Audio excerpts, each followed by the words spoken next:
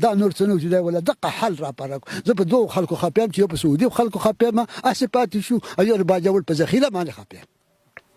ده واده کړی و ریحان؟ نه واده به چې ما خپل کور نه کړی او خپل ځای مې نه برابر کړی، قطعا زه واده ته تیار نه یم. زه د خپل تعلیمونه او د هر څه نه ځان نه فارغ کړی، از ما که په حاجتونه هغه به کوم، وروسته به چې کور تاسو ګزارې به زه کور کوم.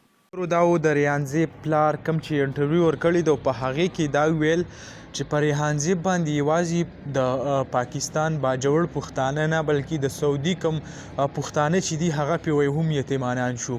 دا څرنګې هغه دا ویل چې آیا په سعودي عرب کې به پښتنو ته څه قسمه مشکلات راتلو، اکه د باجوړ وو که پښتانه به وو، نو دې به دا کوشش کاوه چې د دې ځای نه به هغه مشکل ولا حل کاو.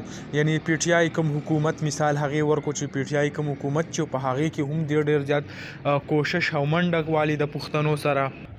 او د دې نه علاوه دلته به چې هم په باجوړ کې هم د چا څه مسله راغله نو هغه به کوشش به کوو چې هغه مسله ولا فیصله ولا وکړي او هغه مسله ولا کومه چې دی ختمه کړي. نو ډېر خلک چې کم دی هغه د دغې وجې نه چې ډېر زیات خفه دي چې ریحانزیب چې دی د پښتنو سره باجوړ والا سره کومه منډه ترله واله نو هغه د هغو به اوس څه کېږي دغه غریبو خلکو. یعنې که تاسو وګورئ ریحانزیب هغې پلار یو مخکې انټرویو ورکړی و، په هغې کې ویلو چې زمونږ خپل کور هم نشته. یعنی په خپل هغه ډېر زیات غریب خاندان سره د هغې تعلق خو نور کم غریب خلک چې هغو دپاره یې منډه ترله واله او دا ورته پته وه چې په ما کم غربت تېرېږي نو که زه په اقتدار کې رالم نو زه به د غریبو خلکو هغه مدد کوم. خو د بده مرغه او خدای ته منظوره نه وه چې هغه د مرګ په لار باندې لاړو او هغه هر څه چې دی هغه ته پاتې شو. نو دغه لنډه شان ویډیو و هغه هم تاسو سره شریک کوله.